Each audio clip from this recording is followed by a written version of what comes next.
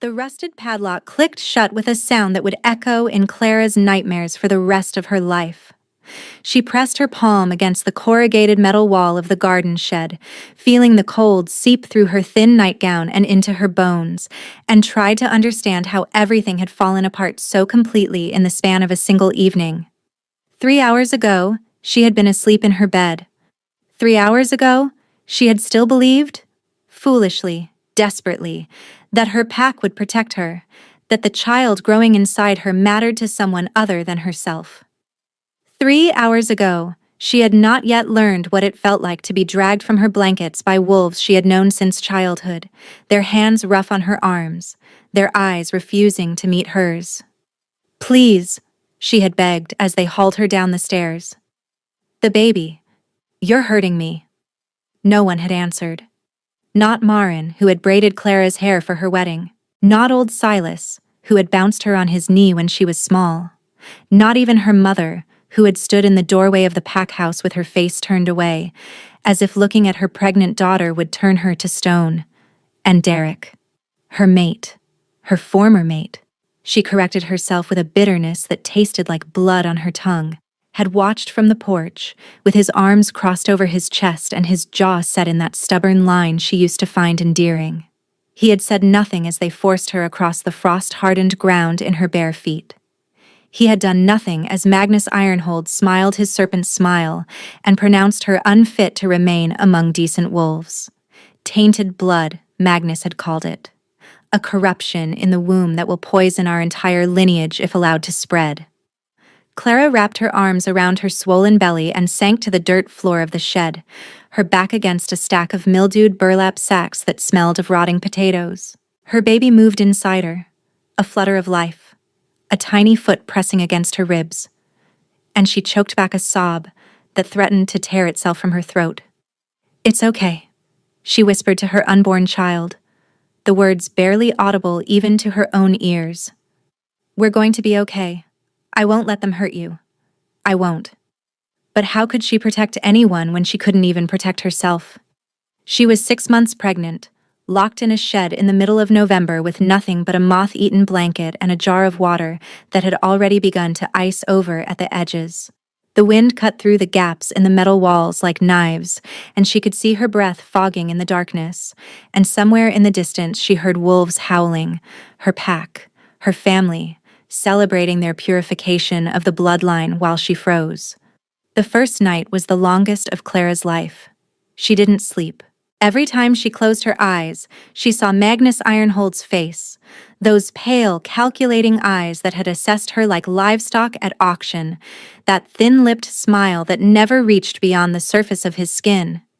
He had arrived at their border pack 3 weeks ago with his purebred covenant rhetoric and his promises of returning to the old ways, and he had slithered into their alpha's ear like poison, and one by one, he had turned them all against her. "Your mate's child carries the bloodline of the Starfall prophecy," he had announced at the gathering, his voice ringing with false solemnity. "The ancient texts are clear. This corruption must be purged before it spreads. The child will bring ruin to all who shelter it." Clara had laughed at first. It had seemed so absurd. She was nobody, a low-ranking Omega who had made it above her station only because Derek had claimed the bond was too strong to ignore. There was no prophecy written about her, no ancient bloodline coursing through her unremarkable veins. Her mother had been a seamstress. Her father had died in a border skirmish before she was old enough to remember his face. But Magnus had produced scrolls and charts and genealogical records that stretched back 15 generations, and he had traced lines of descent that supposedly connected Clara's maternal grandmother to a wolf who had been burned as a witch 300 years ago, and suddenly the pack was looking at her differently. Suddenly Derek was sleeping in the guest room and flinching away from her touch. Suddenly, she was eating her meals alone while conversations stopped the moment she entered a room. "Why didn't I run then?" she asked herself now, her teeth chattering so hard she worried she might crack them. Why did I stay and hope they would see reason? Because she had nowhere else to go. Because she was pregnant and terrified and still clinging to the belief that the people who had raised her couldn't possibly want her dead. because Derek had promised her, on their mating night, that he would protect her with his last breath. His last breath. What a joke. He hadn't even given her a single word when they locked her in the shed. The second day brought weak winter sunlight that did nothing to warm the metal walls, and it brought Clara's first visitor, though she used that term loosely. Marin appeared at the shed door with a bowl of cold porridge and a face like carved granite. "You shouldn't have lied about the bloodline," Marin said, as she shoved the bowl through a gap in the door that Clara hadn't noticed before, a slot barely wide enough for a hand to fit through. "If you'd been honest from the start, maybe the council could have found another way." "I didn't lie." Clara's voice cracked. Her throat was raw from the cold, from the crying she'd done in the darkness when no one could hear. "I didn't know anything about any prophecy. Magnus is making it up. He's using your fear to—" "Magnus is a holy man." Marin's tone sharpened like a blade being honed. "He's devoted his life to protecting our kind from corruption. Why would he lie about something so serious?" "Because he's a fanatic," Clara wanted to scream. "Because fanatics see monsters everywhere they look, and they don't stop until they've burned the world clean of everyone who doesn't fit their vision of purity." But she said nothing. Marin was already walking away, her footsteps crunching on the frozen ground, and Clara realized with a sinking horror that there would be no reasoning with any of them. Magnus had planted his seeds too deep. The pack had made their choice. She ate the porridge with her fingers, too hungry to care that it was barely above freezing and flecked with mold around the edges. Her baby needed fuel. Her baby needed her to survive. The third day was when Clara began to die. She knew the signs. The sluggish heaviness in her limbs, the way her thoughts had started to blur together like watercolors in rain, the strange warmth that crept over her even as her skin turned blue at the edges. Hypothermia. Her body was giving up, surrendering to the cold that had worked its way into her marrow. She tried to stand and couldn't. Her legs had stopped responding somewhere around midnight, and now she lay curled on her side in the dirt with the useless blanket pulled over her shoulders, watching her breath grow fainter with each exhale. The baby had stopped moving. She didn't know if that was normal. A resting period, maybe. A natural slowing as she ran out of warmth to share, or if it meant something terrible.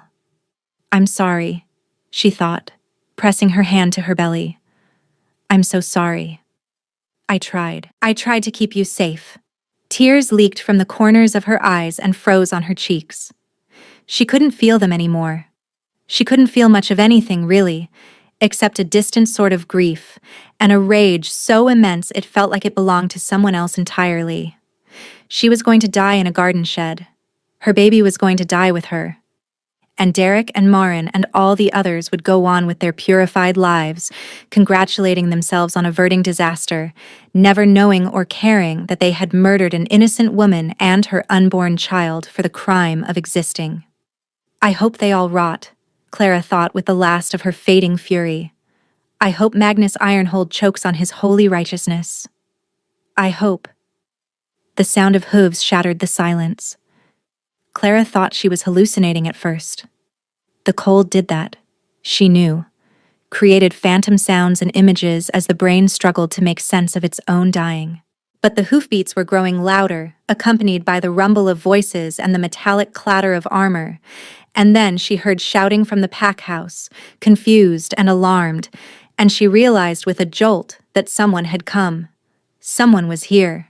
She tried to call out, but her voice emerged as nothing more than a rasping whisper, lost in the chaos of sound outside.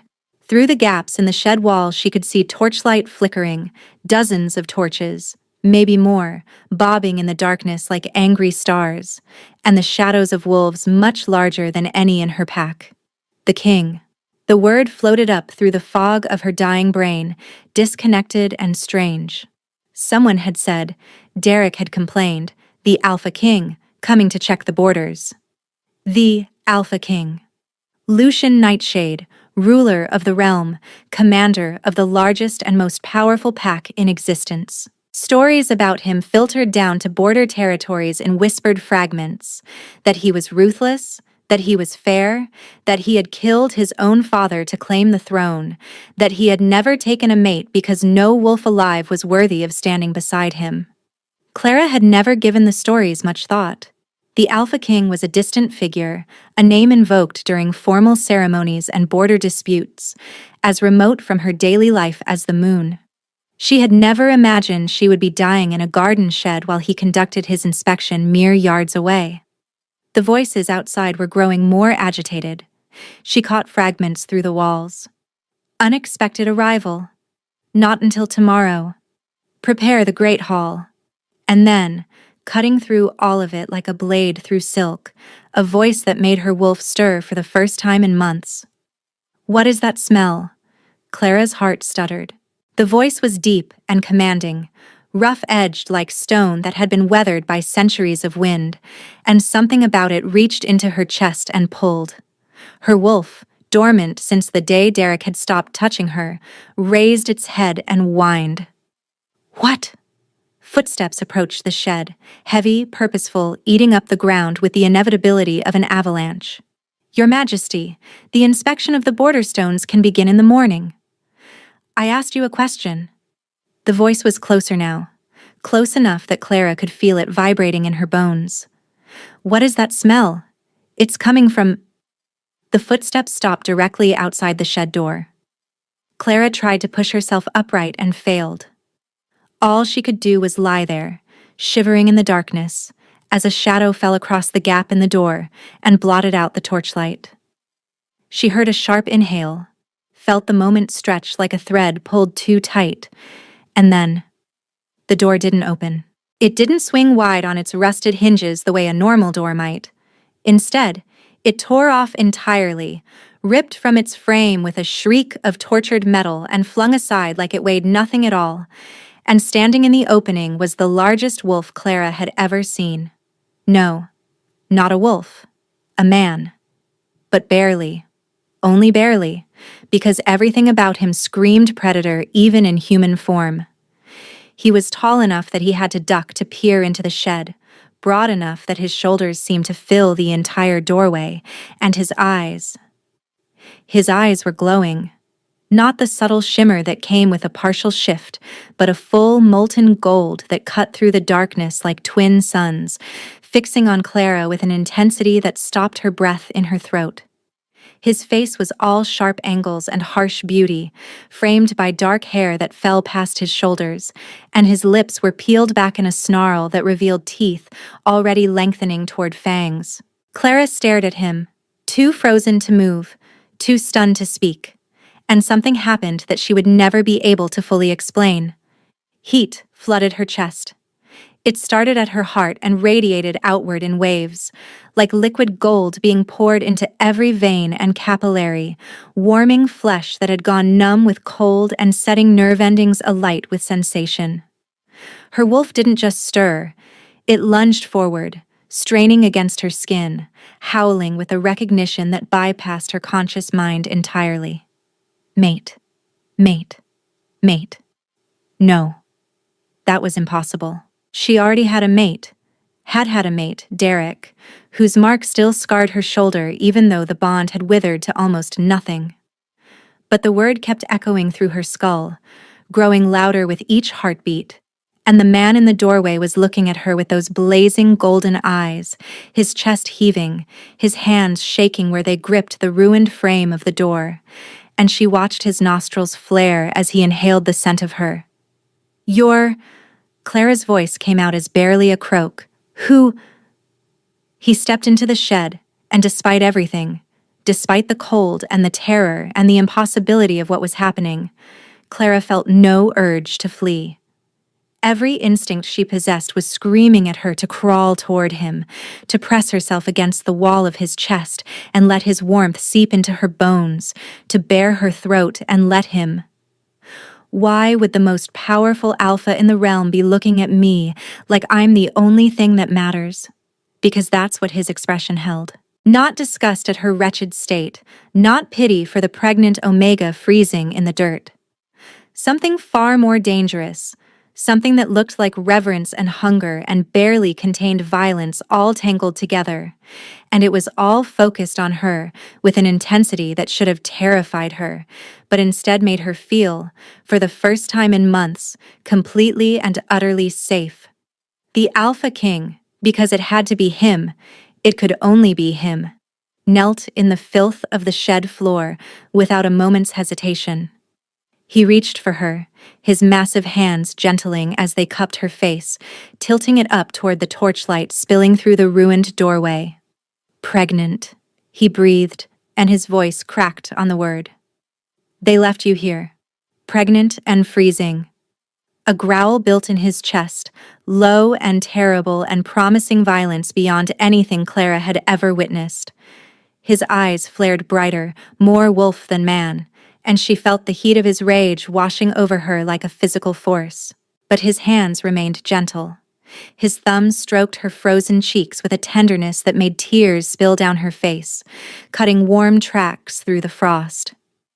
Who did this to you? The question was barely human. Who dared? My pack.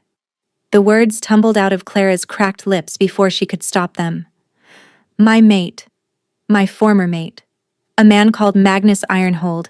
He convinced them my baby's blood is tainted. The growl that ripped from the Alpha King's throat shook the walls of the shed. Behind him, Clara could see her pack members gathering at a distance, their faces pale in the torchlight, and she could smell their fear cutting through the cold air like copper and ash. Good. Let them be afraid.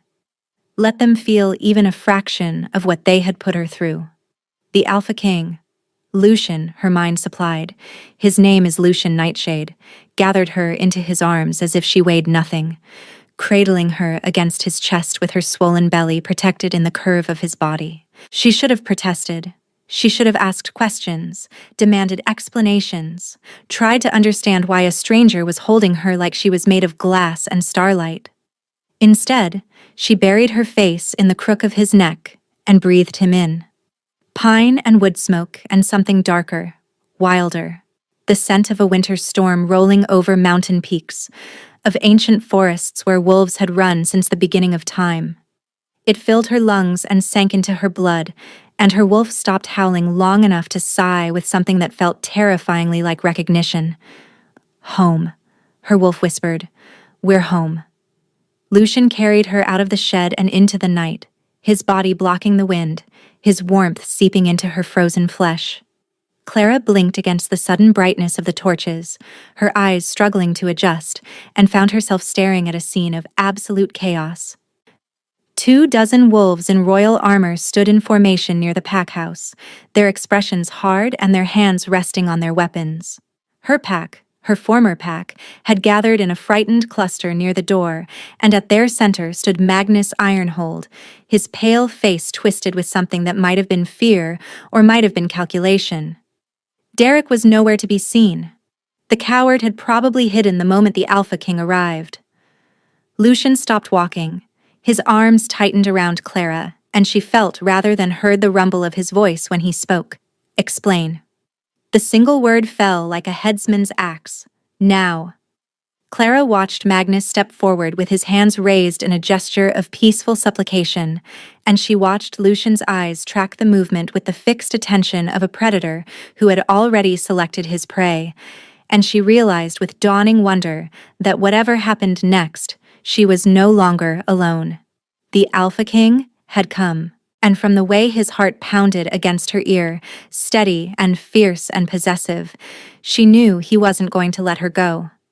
Magnus Ironhold's voice cut through the frozen air like a blade dipped in honey, smooth and reasonable and utterly false. Your Majesty, I understand how this must appear, but I assure you, there are circumstances you are not yet aware of. I asked for an explanation. Lucian's voice hadn't risen, but it didn't need to. The words carried the weight of absolute authority, the kind that came not from volume, but from the certain knowledge that disobedience would be met with swift and terrible consequences. Not excuses, not qualifications. An explanation for why I find a pregnant woman locked in a shed in the middle of winter, half frozen to death. Clara felt his arms tighten around her, felt the barely leashed violence thrumming through his body like a current of electricity, and she should have been terrified. This man could crush her with one hand. This man ruled an empire of wolves with iron claws and absolute dominion. But her wolf was still purring that impossible word, mate, mate, mate. And all she could feel was the warmth of his body seeping into her frozen flesh, the steady thunder of his heartbeat against her ear, the way he held her like she was something precious rather than something broken. The woman carries tainted blood. Magnus stepped forward, and Clara watched his pale eyes flick to her with something cold and calculating beneath his mask of religious concern. The ancient texts of the purebred covenant are clear on such matters.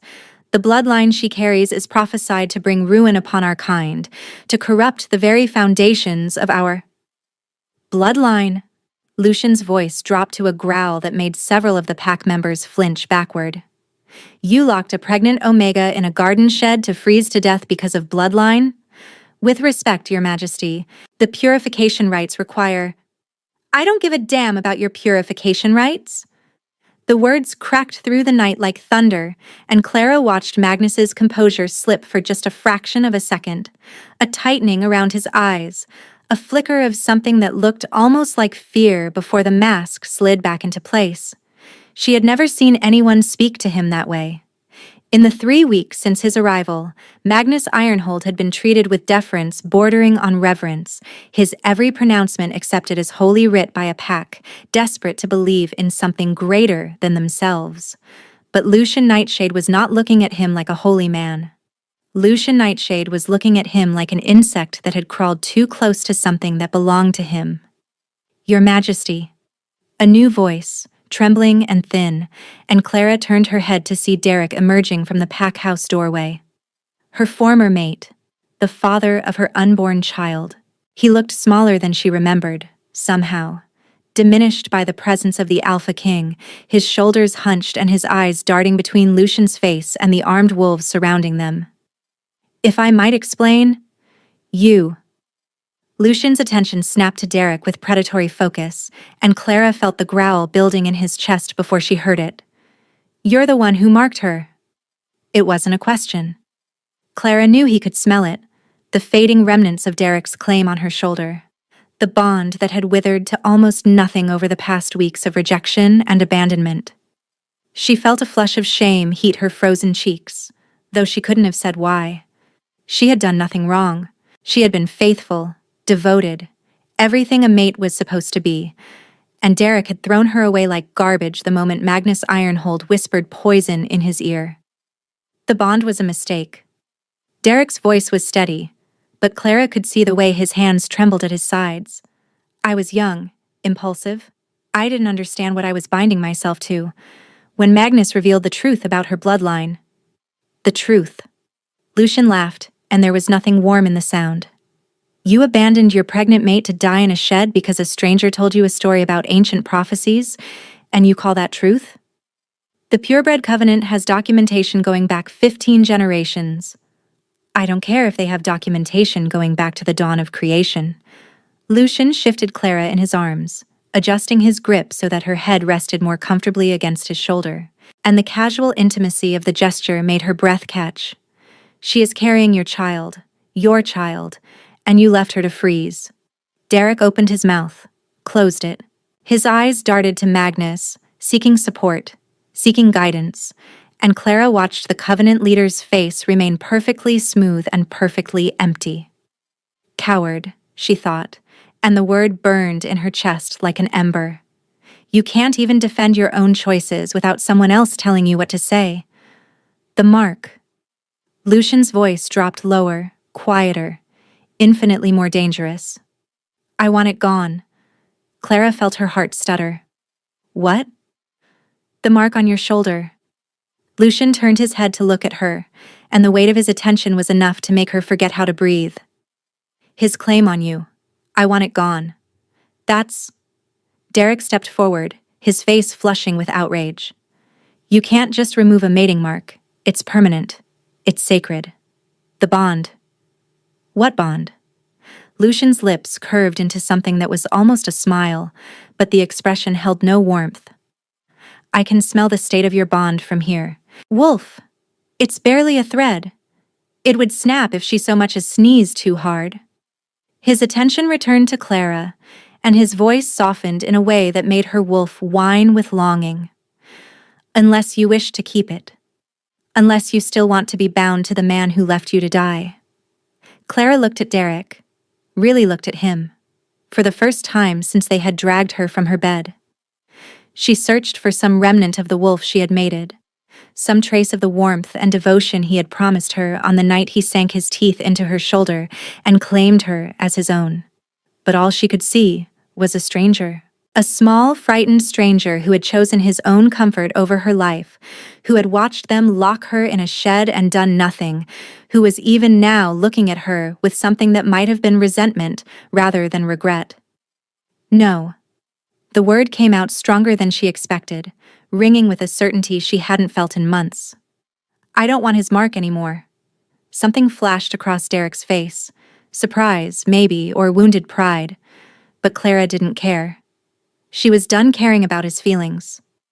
She had spent the last 3 weeks trying to understand, trying to excuse, trying to believe that the man she had mated was still in there somewhere beneath the fear and the prejudice. But he wasn't. That man had never existed. Or if he had been too weak to survive the first real test of his devotion. Then it's done. Lucian's voice held a finality that brooked no argument. By the authority vested in me as Alpha King of this realm, the same authority that has dissolved bonds by royal decree 6 times in our history, each time to free a wolf from a mate who failed to protect them, I dissolve the mating bond between this woman and Derek. He paused, his lip curling slightly. Whatever your surname is, the mark will fade within the fortnight. Any attempt to reassert the bond will be treated as an act of war against the crown. The silence that followed was absolute. Clara could hear her own heartbeat thundering in her ears, could feel the mate bond between her and Derek, the bond she had treasured, had clung to, had believed in despite everything, beginning to unravel like a thread pulled from a tapestry. It should have hurt. Some part of her had expected it to hurt, had braced for the tearing sensation of a bond being forcibly dissolved, but all she felt was relief. Vast and overwhelming and tinged with something that might have been the first stirrings of hope. She was free. Your Majesty. Magnus's voice slid back into the conversation, smooth as oil on water. I understand your concern for this woman's welfare, but I must insist that you consider the broader implications of your actions. The purebred covenant represents centuries of sacred tradition. Our documentation of bloodline corruption is meticulous, verified by generations of scholars and seers. If you take this woman under your protection, you may be exposing your entire kingdom to— Are you threatening me? Lucian asked, almost conversationally. Magnus's smile didn't waver. Of course not, Your Majesty. I am merely offering counsel. Surely you wish to consult with your own advisors before making such a consequential decision. The prophetic implications alone. Let me be very clear. Lucian's voice dropped to a register that made Clara's wolf flatten its ears in instinctive submission. This woman is under my protection. My personal protection. Any attempt to harm her, to remove her from my custody, or to continue your purification rites will be met with immediate and lethal force. Is that understood? The pack members were nodding frantically, falling over themselves to agree, but Magnus simply inclined his head with that same serene smile. Of course, Your Majesty. We are, as always, loyal subjects of the crown. Clara didn't believe him. Neither, from the tension in Lucian's body, did the Alpha King. We leave for the capital tonight. Lucian turned toward his waiting guard, adjusting his grip on Clara once more. Have the horses readied, and someone find this woman clothes that don't smell like mildew and despair. One of the armored wolves, a tall, scarred female with silver streaks in her dark hair, stepped forward with a military bow. Your Majesty, the border inspection can wait. Lucian's eyes were fixed on something in the distance, his jaw set in a hard line. This pack has lost any claim to my patience or my goodwill. I'll send a representative to complete the inspection once I've determined whether any of them deserve to remain in possession of their territory at all. The declaration fell on the assembled wolves like a physical blow. Clara heard gasps, saw faces pale in the torchlight, and felt a savage satisfaction curl through her chest. Let them worry. Let them fear. They had certainly given her enough of both. Lucien carried her through the crowd of pack members, and not a single one of them dared to meet his eyes. The journey to the castle took most of the night. Clara drifted in and out of consciousness, her body slowly warming beneath layers of fur blankets and the steady heat of Lucien's presence at her side. They traveled in an enclosed carriage that smelled of leather and cedar, and she was only vaguely aware of the armed escort surrounding them, of the pounding of hooves on the frozen road, of the occasional murmured conversations between Lucien and his guards. What she was very aware of, with an intensity that bordered on painful, was the Alpha King himself. He hadn't let go of her. Not once. Not for a single moment since he had carried her out of that shed. He sat beside her in the carriage with her body curled against his side, his arm wrapped around her shoulders like a shield, and every time she stirred he murmured something low and soothing that made her wolf settle back into contented silence. "This is wrong," the rational part of her brain insisted. "You don't know this man. You don't know anything about him except stories and rumors. He could be taking you somewhere worse than that shed. He could be planning to use you, to hurt you, to—" But her wolf refused to listen. Her wolf was certain, absolutely certain, with a bone-deep conviction that bypassed logic entirely. This man was hers. This man would protect her. This man would never, could never, hurt her the way Derek had. "Mate," her wolf whispered again, and Clara didn't have the strength to argue anymore. The castle emerged from the darkness like a mountain made of stone and shadow. Clara blinked awake as the carriage rolled through massive iron gates, her eyes struggling to take in the sheer scale of the structure rising before them.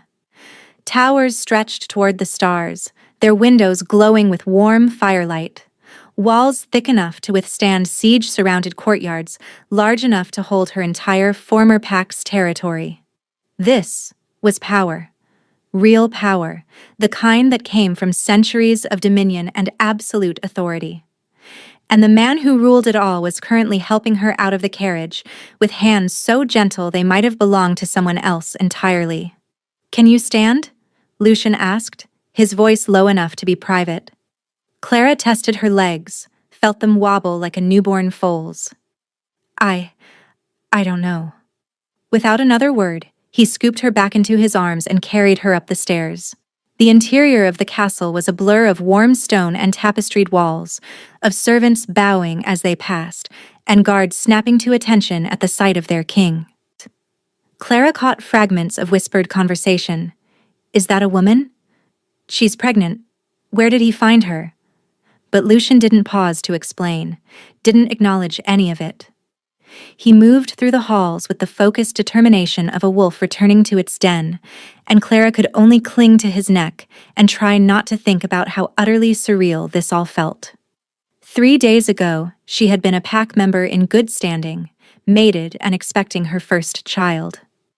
2 days ago, she had been a prisoner, marked for purification. Yesterday, she had been dying. And now she was being carried through the Alpha King's castle like she belonged there. The room he brought her to was larger than the entire ground floor of the pack house she had grown up in.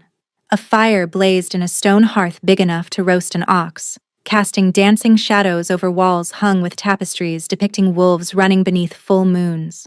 The bed was a vast ocean of pillows and quilts, and Clara felt tears prick her eyes at the sight of it. An actual bed, soft and warm and clean, after 3 nights of dirt floors and frozen metal walls. Lucien set her down on the edge of the mattress with infinite care, then knelt before her, bringing his eyes level with hers. "I need to examine you," he said quietly. "Your temperature, your condition, the baby. I have a healer standing by, but I won't." He paused, and she watched something vulnerable flicker across his hard features. I won't touch you without your permission. Not now. Not ever. If you want me to leave, I'll send the healer in alone. If you want me to stay, I'll stay. The choice is yours." Clara stared at him. The Alpha King of the realm was kneeling at her feet, asking her permission. This wolf who had torn a door off its hinges and dissolved her mating bond with a word, who commanded armies and ruled territories larger than some human nations. He was looking at her like her comfort mattered more than anything else in the world. "Stay." The word came out before she could think about it, instinctive and certain. "Please. I don't—" Her voice cracked. "I don't want to be alone."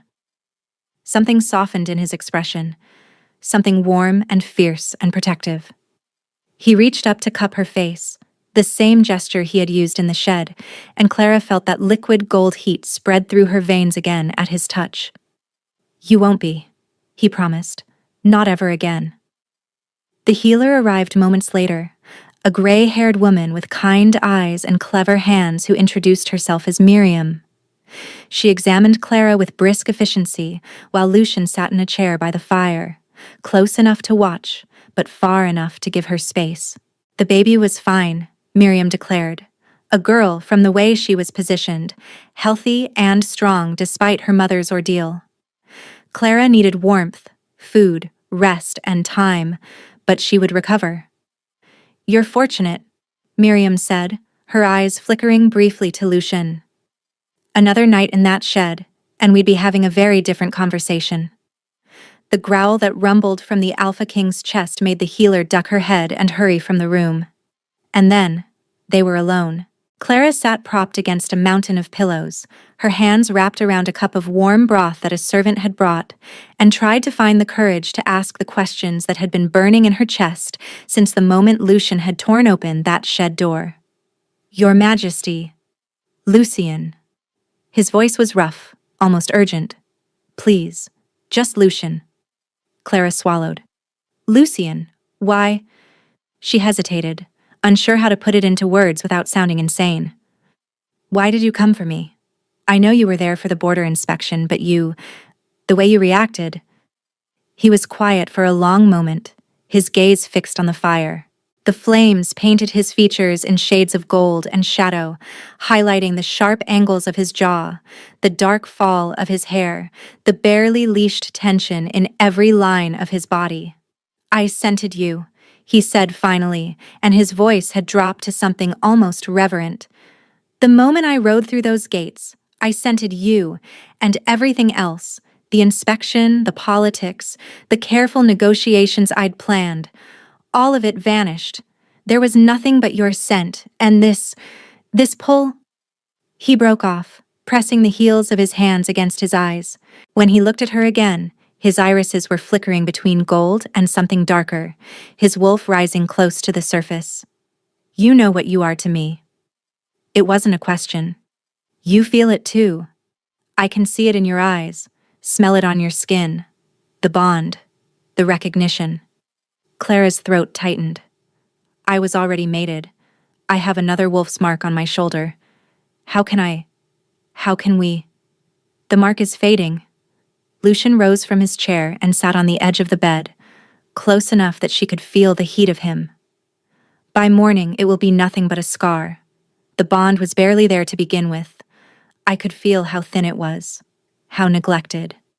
He never deserved you, never cherished you the way a mate should. But the bond means nothing if both parties don't nurture it."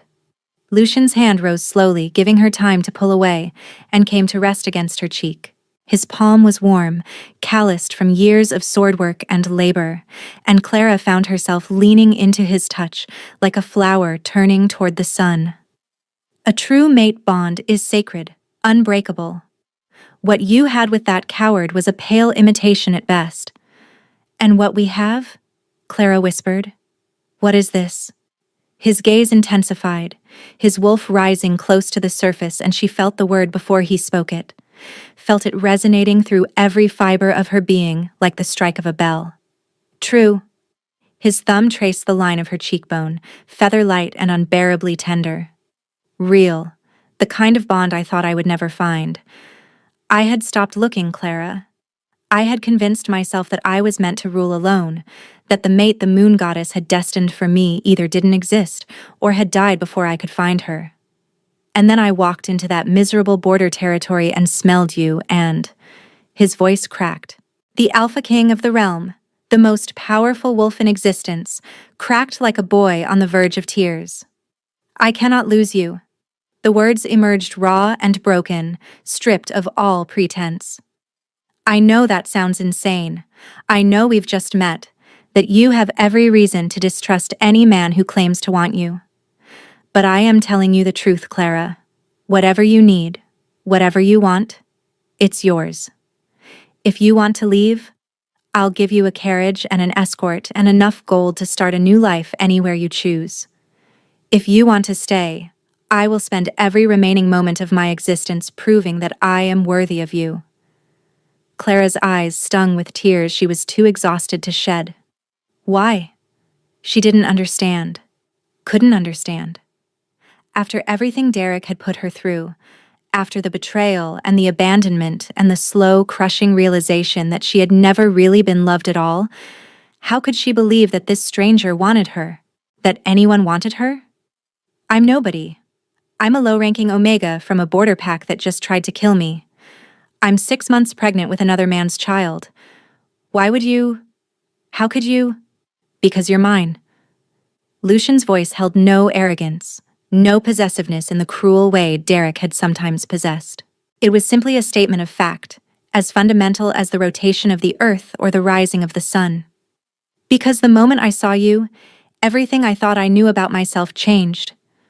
Because your wolf called to mine, and mine answered, and I am not strong enough, not even close to strong enough, to walk away from that. He took her hand, the one not holding the cup of broth, and pressed his lips to her knuckles with a reverence that made her heart ache. I am not asking for anything, he continued, his breath warm against her skin. Not now, not until you're ready. I will wait as long as you need. I will prove myself worthy of your trust, even if it takes years. All I ask is that you give me the chance. Let me show you what it means to be cherished. Let me show you what a true mate can be. Clara looked down at his dark head bowed over her hand, at the powerful lines of his shoulders curved in supplication, at the barely contained tension running through him like a current. And something that had been locked tight inside her chest since the night they dragged her from her bed began, slowly, to unlock. She didn't trust him. Not yet. The wounds were too fresh, the fear too deeply rooted. But she wanted to. Gods help her. She wanted to trust someone again, wanted to believe that not every wolf who claimed to care about her would eventually leave her to die. Okay, she whispered, and watched his head snap up, his golden eyes blazing with hope so fierce it almost hurt to look at. I'll give you the chance. Lucian exhaled like he had been holding his breath for a century. Thank you. His voice shook. Thank you, Clara. I won't let you regret it. I swear on my life, on my crown, on everything I have. I won't let you regret it. He didn't try to kiss her, didn't try to claim her or mark her or assert any kind of ownership over her trembling body. Instead, he simply lifted her hand to his cheek and held it there, letting her feel the warmth of his skin, the slight rasp of stubble, the way his jaw clenched with barely contained emotion. Sleep, he murmured finally, pulling back with obvious reluctance. You need rest. I'll be right outside the door if you need anything. Anything at all. Outside the door? Clara blinked, confused. But isn't this your castle? Where will you sleep? Lucian's lips curved in a smile that softened his harsh features into something almost boyish. I've slept in far worse places than a hallway, little wolf, and I'll sleep easier knowing you're safe behind that door. He rose, letting his hand trail from her cheek to her shoulder before stepping back, the briefest touch, and somehow more intimate than anything Derek had ever done, and walked to the door. Lucian, Clara called out before she could stop herself. He paused, hand on the frame, looking back at her over his shoulder. Thank you, she said, and meant it with every fiber of her exhausted being. For finding me, for saving me, for being what I needed you to be. The smile he gave her could have melted glaciers. Sleep well, Clara. Tomorrow will be better, I promise. True to his word, Lucian slept outside her door. Clara knew because she woke 3 times during the night.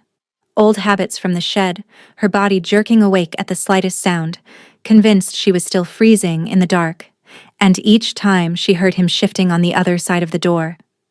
Once, she heard him growl at a servant who approached too loudly. Once, she heard him murmuring to himself in a language she didn't recognize, something ancient and rhythmic that sounded almost like a prayer. The third time, she simply lay in the warmth of her borrowed bed and listened to him breathe and let that steady rhythm lull her back to sleep. She woke properly to weak winter sunlight streaming through the windows and the smell of food, real food, hot and savory, and making her stomach cramp with sudden, desperate hunger. A tray sat on the bedside table, laden with eggs and bread and sliced fruit and a pot of tea, still steaming gently. And sitting in the chair by the fire, watching her with quiet intensity, was Lucian. "Good morning."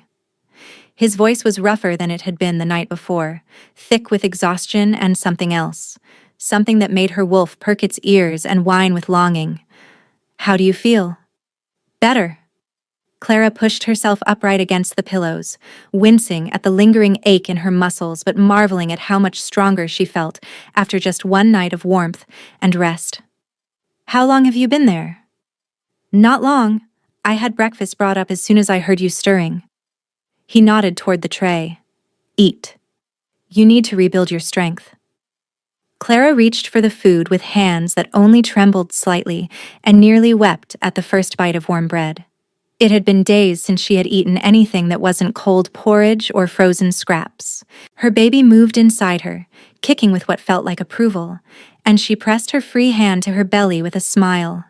"She likes it," Clara said without thinking, then felt her cheeks flush. "The baby. She moves more when I eat something warm." Lucian's expression shifted, something raw and vulnerable flickering behind his eyes. "She?" The healer said, "Last night." Clara bit her lip, suddenly uncertain. What did it matter to him, the gender of another man's child? Why would he care about the baby she carried? The baby that had been condemned as corrupt by Magnus Ironhold, the baby that Derek had abandoned without a second thought. But Lucian was leaning forward in his chair, his attention fixed on her swollen belly with an intensity that made her breath catch. "May I?" he asked quietly. "Feel her move?" Clara stared at him. Derek had never asked. Derek had touched her belly without permission, had treated the baby growing inside her as a possession rather than a person, had eventually stopped touching her at all once Magnus convinced him that the child was tainted. "Yes," she heard herself say. "You may." Lucian rose from the chair and eased himself onto the bed beside her, moving slowly, giving her time to refuse. His hands reached out, careful and reverent, and came to rest on her belly, warm through the thin fabric of her nightgown. He held perfectly still. For a long moment, nothing happened. Clara watched his face, watched the fierce concentration carved into every line of it, and wondered what he was thinking. Then the baby moved, a strong kick, right against his left palm, and Lucian's face transformed. The hardness melted away like snow in spring sunlight. His eyes went wide, almost wondering, and his lips parted on a soft exhale that sounded almost like a prayer. He looked up at Clara with something that might have been awe, might have been reverence, might have been love already growing in the fertile soil of their impossible bond. "She's strong," he murmured. "Like her mother." Clara's throat tightened. "She's not... she isn't yours. She's Derek's child. The bloodline is nonsense." Lucian's voice hardened, though his hands remained gentle on her belly. "Magnus Ironhold is a fanatic and a fraud, and I intend to prove it. But even if every word of his prophecy were true..." He paused, something fierce and protective blazing in his eyes. "This child is innocent. She has committed no crime except being born. And if you will allow it, Clara, I would very much like to raise her as my own." The words hit Clara like a physical blow, knocking the breath from her lungs. "What?" "I know it's too soon." Lucian ducked his head, almost sheepish, and she caught a glimpse of the uncertainty beneath his kingly confidence. "We've known each other less than a day. You have no reason to trust my intentions, but I want you to know, I need you to know, that when I say you are mine, I mean all of you. Every part, including the daughter you carry." He raised his head, and his eyes burned with conviction. "I will love her," he said, each word a vow. "I will protect her. I will teach her to shift and hunt and rule if she shows the aptitude for it. I will never, never let anyone call her tainted or corrupt or unworthy. She will grow up knowing she is cherished, wanted, treasured. That is my promise to you both." Clara couldn't speak, couldn't breathe, couldn't do anything except stare at this impossible man, this stranger who had torn her from the jaws of death and now sat beside her promising to father another man's child. "Mate," her wolf whispered again, and this time Clara didn't argue. "Why?" The word came out broken, barely audible. "Why would you do that?" Lucian was quiet for a long moment. His hand still rested on her belly, and she could feel his warmth seeping into her skin, could feel the baby moving beneath his palms like she was responding to his presence. "Because she will be part of you," he said finally. "And I already know that I will love every part of you. How could I not love her?"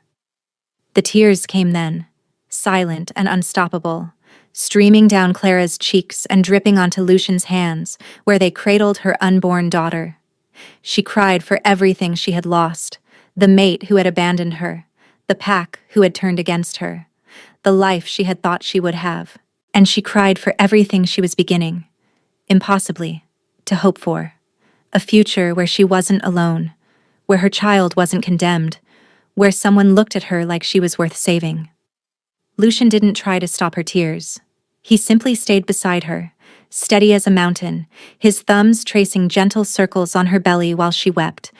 And when the tears finally slowed, when she had cried herself empty and raw, he pressed his forehead to her swollen stomach and murmured something that sounded like a promise. "I've got you," he said. "Both of you. I've got you." The morning passed in a haze of warmth and food and tentative conversation. Clara learned that Lucian had not been expecting to find his mate on the border inspection, had in fact given up hope of ever finding her. She learned that he had ruled alone for 15 years, since the death of his father in a territorial dispute that some whispered had been less natural than official reports suggested. She learned that he hated politics and loved hunting, that he had 3 surviving sisters who would apparently descend on the castle like a force of nature the moment they heard about Clara, that he had spent the entire night outside her door fighting the urge to break down the barrier and hold her. "I could hear your heartbeat," he admitted, running a hand through his dark hair with a rueful expression. "Every time it stuttered, every time you whimpered in your sleep, it took everything I had not to go to you. But I gave you my word. I said I would wait, and I will." Clara found herself leaning closer to him without conscious thought, drawn by the bond that pulsed between them like a second heartbeat. "What if I don't want you to wait?" Something shifted in Lucian's expression, a hunger barely held in check. His nostrils flared, scenting her, and she watched his hands clench against his thighs, as if he was physically restraining himself from reaching for her. "Then I would ask what you do want," he said, his voice dropping to a rough growl that made her wolf shiver with anticipation. "And I would give it to you. Anything, Clara. Anything at all." Before she could answer, before she could put words to the tangled mess of desire and fear and hope that was building in her chest, a sharp knock sounded at the door. Lucian's expression shifted in an instant, the tender mate replaced by the formidable king. "Enter." The scarred female guard from the night before stepped into the room with a military bow. "Your Majesty, the council has assembled. They have—" Her eyes flickered briefly to Clara, Concerns they wish to address. Lucian's jaw tightened. What sort of concerns? Concerns regarding the woman you brought into the castle, Your Majesty. Her bloodline, her former pack. The condition she arrived in. Clara felt her stomach drop. Of course. It had been foolish to imagine that a few hours of warmth and kindness could erase the reality of her situation. She was still a disgraced Omega carrying a supposedly tainted child. She was still the woman that an entire pack had tried to purify out of existence. No amount of mate bond recognition could change the fact that she came with complications, with baggage, with enemies who wanted her dead. Tell the council, Lucian said, his voice cold enough to freeze fire, that they can address their concerns at the formal assembly this afternoon. Until then, they are dismissed. Your Majesty, Lord Theron insists. I don't care what Lord Theron insists. Lucian rose to his feet, and even without shifting, his presence seemed to fill the room, to press against the walls with barely contained power. I am the Alpha King. I do not answer to my council. They answer to me. And if Lord Theron or anyone else has a problem with the woman I have chosen to protect, they can take it up with my claws. The guard bowed deeper, her scent sharp with submission. Yes, Your Majesty. The guard retreated, closing the door behind her with a soft click that seemed to echo in the sudden silence. Clara, still wrapped in blankets on the settee, found herself staring at the space where Lucian had stood, at the residual heat of his presence that seemed to linger in the air like smoke after a fire. Her heart was racing, not with fear this time, but with something far more complicated. He had defended her. Before even knowing her full story, before understanding what enemies might follow in her wake, he had declared war on anyone who would question her place in his castle. The bond between them pulsed with his barely contained fury, and beneath it, she sensed something else. A fierce, possessive joy that made her wolf want to howl in answer. I'm sorry, Lucian said quietly, turning back to face her. The cold king had vanished. In his place was the man who had held her through the night, whose heartbeat she had memorized through the door. You shouldn't have heard that. The council's concerns are not your burden to bear. They're concerned about my bloodline, Clara said, surprised by how steady her voice sounded. About the child. They think I've brought disgrace to your court. They think many things. Lucian crossed the room in 3 long strides and sat beside her, taking her hands in his with a gentleness that made her breath catch. Most of them wrong, all of them irrelevant. You are my mate, Clara. The bond doesn't lie, doesn't make mistakes. Whatever they believe about your bloodline, your former pack, your child, none of it changes what you are to me. And what am I to you? The question slipped out before she could stop it. Raw and vulnerable, in a way she hadn't allowed herself to be in months. His gaze held hers, steady and unwavering. Everything, he said simply. You are everything. The afternoon assembly was held in the Great Hall, a cavernous space of dark stone and towering windows that let in slants of pale winter light. Clara, dressed in borrowed clothes that actually fit, soft gray wool that someone had procured while she slept, along with a deep blue cloak lined with silver fur, stood at Lucian's side and tried not to let her terror show. The council was assembled in a semicircle before the dais where the 2 thrones sat. Clara counted 12 of them, wolves of various ages and ranks, their expressions ranging from curious to hostile to carefully blank. In the center stood a gray-haired male whose bearing marked him as the leader of this particular interrogation. Lord Theron, she assumed, from the way Lucian's hand tightened almost imperceptibly on her elbow. We mean no disrespect to our king, Theron began, his voice carrying the smooth cadence of a practiced politician. But the council has a duty to address matters of concern to the realm, and the sudden arrival of an unmated Omega, heavy with child, from a disgraced border pack. She is not unmated, Lucian interrupted, his voice flat as a blade. She is mine. A ripple of murmurs ran through the assembled wolves. Clara felt their gazes on her like physical weight, measuring and judging and finding her wanting. The bond has been recognized, Theron acknowledged with a slight inclination of his head. But recognition is not completion. And until such time as the bond is fully claimed, certain questions remain. The child she carries, for instance, its paternity, its bloodline, is none of your concern. With respect, Your Majesty, it is very much our concern. The purebred covenant has made claims about this woman, claims that her child carries tainted blood, blood that threatens the purity of our lines.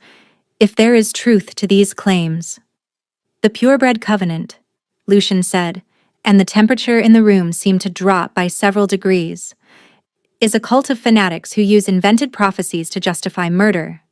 If that is the standard by which this council judges legitimacy, then perhaps I need a new council. The silence that followed was absolute. Clara watched Lord Theron's face cycle through several emotions: shock, anger, fear, before settling into a mask of careful neutrality. Around him, the other council members shifted uneasily, their wolves recognizing the threat in their king's voice.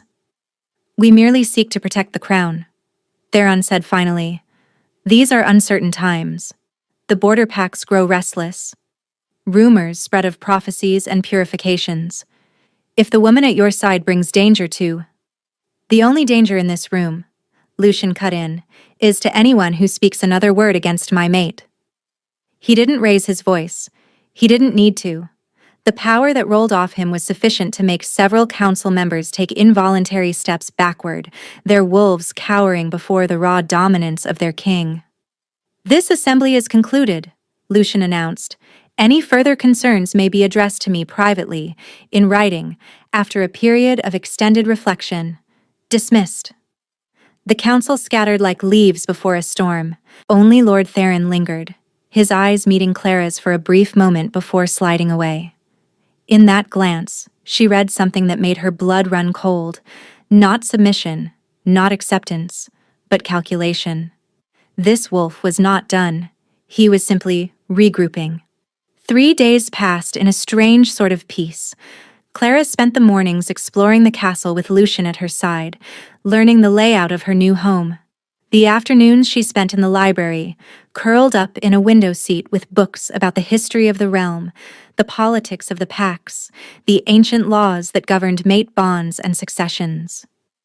And the evenings she spent with Lucian, talking and eating and slowly, carefully, learning to trust. It was on the second afternoon that she found the letters. She hadn't been looking for them. She had been reaching for a book on the upper shelves, a volume on bloodline genealogy that she hoped might help her understand Magnus's claims about her heritage, when her hand brushed against something wedged behind the row of spines. A leather folio, slim and unremarkable, tucked into the gap between the books and the wall, as if someone had hidden it there in haste. Clara pulled it free, expecting dust and disuse. Instead, she found 3 letters on crisp parchment, the ink still dark, the seal still sharp, the white wax stamp of the purebred covenant. The first letter was addressed to someone named Alara. Clara's breath stopped. She sank into the window seat, her heart hammering, and read. The handwriting was precise and elegant. Magnus's, she realized, matching the script on the scrolls he had waved at her pack. The tone started cordial, even warm, but the content turned her stomach cold. "I write to you not as a leader of the covenant, but as someone who understands the danger you carry. The child in your womb bears the markers of the starfall prophecy. If it is born, everything we have built will crumble. I implore you, end this pregnancy before it is too late. There are herbs. There are ways. No one need ever know." Asterisk, the second letter was harder. The cordiality was gone, replaced by barely veiled threat. "You leave me no choice. If you will not act to protect our kind, I must act for you. I have given you every opportunity to do this quietly, with dignity. What comes next will be neither." The third letter was only 2 lines. "It is done. The body has been placed in rogue territory. No one will look twice." Clara sat very still for a long time. The letters trembled in her hands, not from cold this time, but from a rage so profound it felt like it might crack her open from the inside. Elara Nightshade, Lucian's youngest sister, the gentle one, the one whose name had drained the warmth from his face. The one who had been found dead in Covenant territory with her unborn child still inside her. Magnus hadn't just convinced her pack to lock her in a shed. He had murdered before. He had killed a pregnant woman, an Alpha King's sister, to suppress the very prophecy he now used as a weapon, and he had walked free for 5 years. Clara folded the letters carefully, slid them inside her bodice against her skin, and told no one. Not yet. She needed the right moment. She needed Magnus to be standing in front of witnesses when the truth came out, with nowhere to run and no silver tongue smooth enough to talk his way free. She went back to reading in the window seat, her expression serene, the letters burning against her chest like a brand. He never pushed, never demanded. When she flinched at sudden movements, he stilled. When she grew quiet and withdrawn, retreating into the dark memories that still haunted her, he simply sat beside her in companionable silence, his presence a steady warmth against the cold. "Tell me about your family," Clara asked one evening as they sat before the fire in his private study. She had her feet tucked beneath her, a cup of warm cider cradled in her hands, and for the first time in longer than she could remember, she felt almost safe. Lucian smiled, a rare expression that transformed his stern features into something approaching boyish. "My sisters, you mean? The forces of nature who will descend upon you the moment they learn of your existence. Are they so terrifying?" Terrifying is an understatement. Sarah is the eldest. She's mated to the alpha of the Eastern Shore Pack and has 4 pups who have inherited her talent for causing chaos.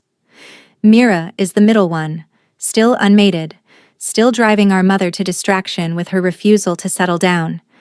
And Lila, his smile softened. Lila is the youngest now. She's a healer. Quiet, gentle, nothing like me or the others, but fierce when she needs to be. He paused. The warmth drained from his expression, replaced by something raw and old, a wound that hadn't finished closing. There were 4 of them once. Elara was the youngest, younger even than Lila. She had this way of seeing the good in everyone, even wolves who didn't deserve it. His jaw clenched. 5 years ago, she was pregnant with her first child. She disappeared from her home one night, and her body was found 3 days later in Covenant territory. No one was ever held accountable. No one could even tell me why. His hands curled into fists on his knees, and Clara could feel the grief pouring through the bond, not the sharp grief of a fresh wound, but the deep, permanent ache of a loss that had reshaped the landscape of his heart. I tore that territory apart looking for answers. Found nothing.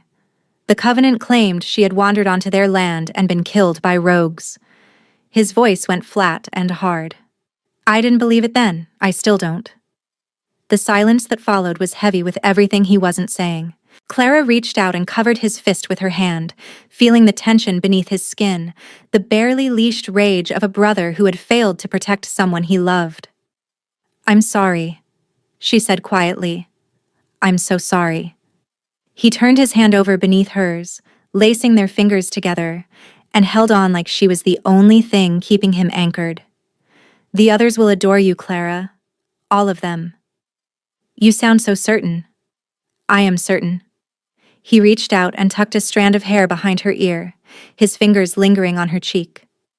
"They've been waiting for you. We all have. Even when I had given up hope of finding my mate, they kept believing, kept insisting that she was out there somewhere, waiting for me to find her." Clara leaned into his touch, her eyes closing. The bond between them hummed with warmth, with promise, with a connection that felt deeper than anything she had ever known. "I wasn't waiting," she admitted quietly. "I had stopped believing in mates, in bonds, in anything except survival. And now?" She opened her eyes and found him watching her with an intensity that made her breath catch. "Now I don't know what to believe. You found me in a shed, Lucian. Broken and starving and carrying another man's child. By every rule of our world, you should have walked away, should have left me to whatever fate the border pack had planned. Instead, you tore down the door and called me yours. You are mine. But why? The question had been building for days, a knot of confusion and desperate hope that she couldn't untangle. I'm nothing special. My bloodline is ordinary at best, tainted at worst according to some.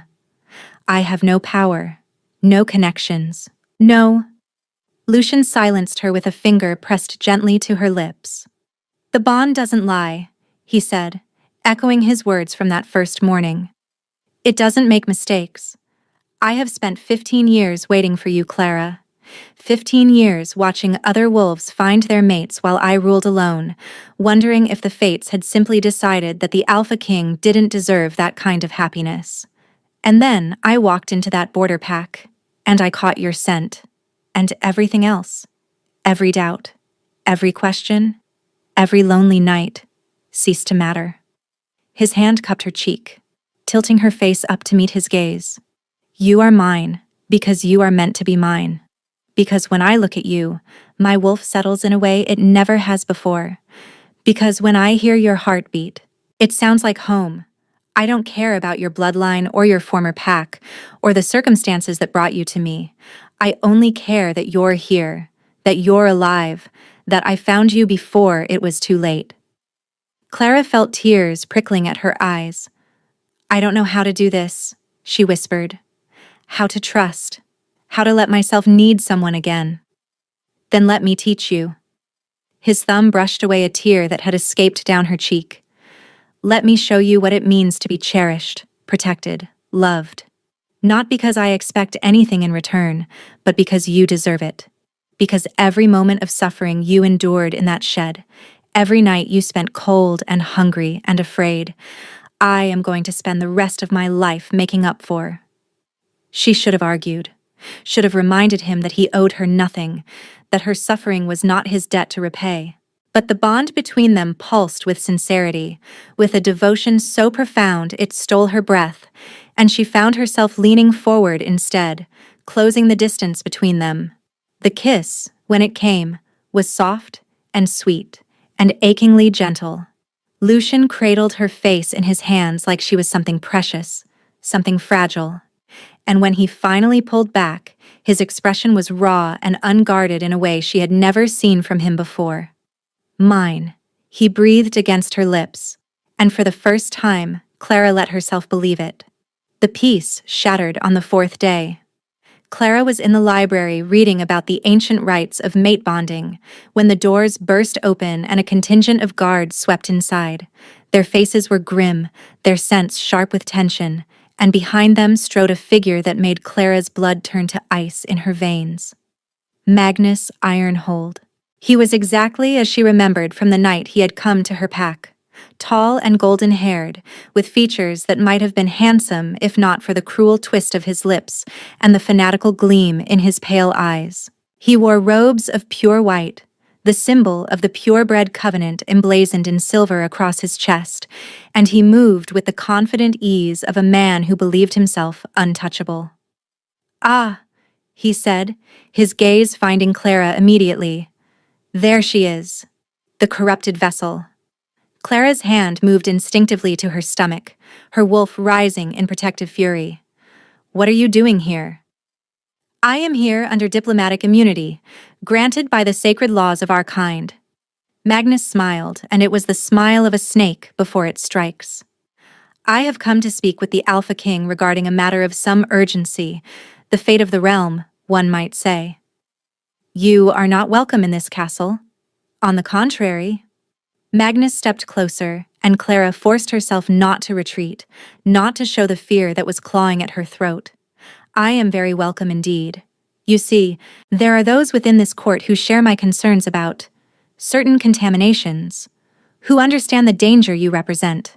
The king may be blinded by the bond, but his council still sees clearly. Lord Theron. The name came out as a hiss. Among others. Magnus's eyes dropped to her swollen belly, and the hunger in his gaze made her skin crawl. The prophecies are clear, child. The blood you carry will bring ruin to the old ways, will topple the hierarchies that have kept our kind strong for generations. Some would call it progress. I call it extinction.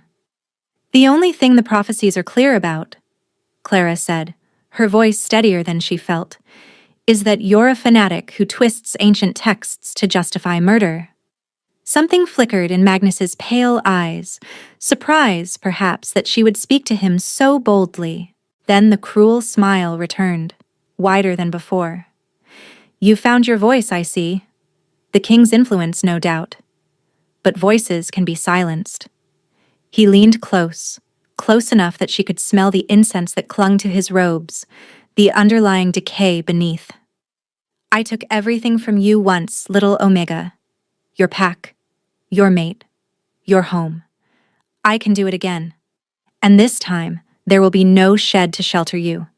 Only ashes. Get away from her.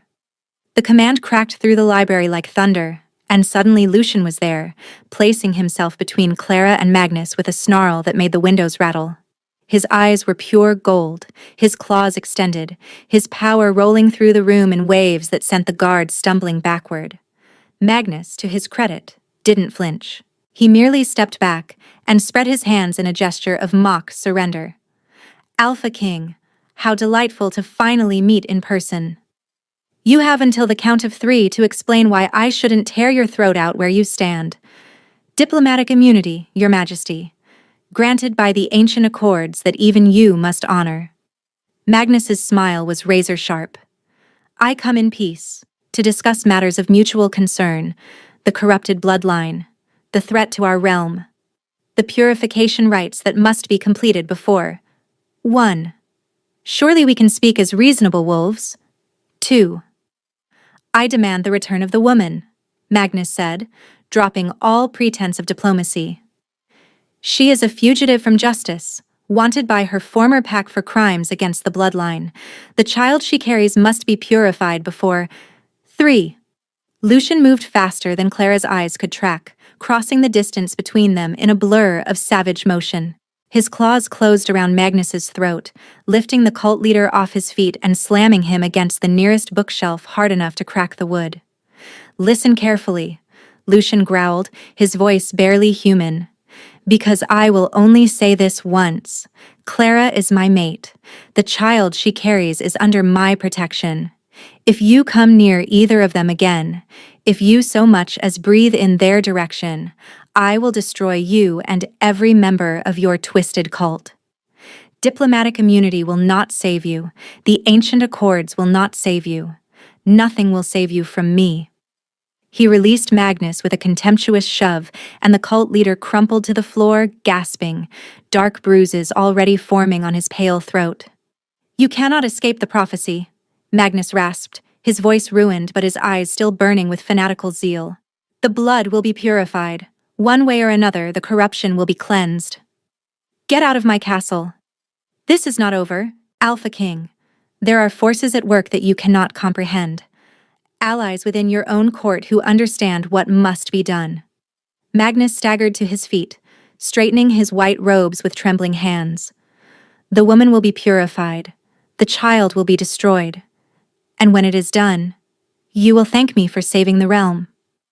He swept out of the library, his guards scrambling to follow, leaving Clara and Lucian alone amid the scattered books and the lingering scent of incense and malice. Clara realized she was shaking. He'll come back, she whispered. He won't stop. He'll never stop. Lucian turned to her, his features twisted with barely contained rage, his wolf still pressing against the surface. But when he reached for her, when he pulled her into his arms and pressed his face against her hair, his touch was impossibly gentle. Let him come, he growled against her temple. Let them all come. Anyone who wants to hurt you will have to go through me first. And I promise you, Clara, I promise on my life, on my crown, on everything I am, they will fail. Every single one of them. She buried her face in his chest and clung to him, feeling the steady thunder of his heart, the protective fury that poured through the bond between them. And she believed him. Despite the terror, despite the knowledge of what Magnus was capable of. She believed that Lucian would keep her safe. But as she held him, as she breathed in his scent of pine and power, she couldn't shake the feeling that something terrible was coming. The calm before the storm. The moment of peace before the world fell apart. Magnus had said there were allies within the court, forces at work that even the Alpha King could not comprehend. And Clara had seen the calculation in Lord Theron's eyes, the way he had looked at her like a problem to be solved. The enemy was already inside the walls, and the battle for her life, for her child's life, had only just begun. The warning came 3 days later, in the form of a dead raven. Clara found it on her windowsill at dawn, its black feathers matted with blood, a small scroll tied to its leg with white ribbon, the color of the purebred covenant. Her hands trembled as she unrolled the parchment, reading the words written in Magnus's precise, elegant script. Tonight, the corruption ends. Not even your king can stop what has been set in motion. The blood will be purified. She was still standing there, the scroll crumpled in her fist, when the first explosion rocked the castle. The sound was deafening, a roar of collapsing stone and screaming wolves that seemed to come from everywhere at once. Clara stumbled backward, her hand flying to her swollen belly as the floor shuddered beneath her feet. Through the bond, she felt Lucian's shock, his fury, his desperate fear for her safety cutting through her consciousness like a blade. "Stay there," his voice echoed in her mind. "I'm coming." But even as the words reached her, her door burst open, and it wasn't Lucian who stood in the doorway. Lord Theron's face was pale, his eyes wild. But there was something else there, too. Something that looked almost like regret. Behind him stood 2 guards in the white robes of the Covenant, their faces hidden behind silver masks. "I'm sorry," Theron said, his voice barely audible over the chaos erupting throughout the castle. "I had no choice. He has my daughter." Clara backed away, her wolf surging inside her with a ferocity she'd never felt before. "Don't do this. Magnus promised me, if I delivered you to him, she would be returned unharmed." Theron's hands were shaking, but he stepped forward anyway. "I can't let my child die, not even for the king." "And what about my child?" Clara's voice came out stronger than she expected, sharp with a protective rage that seemed to pulse through her very blood. "What about my daughter?"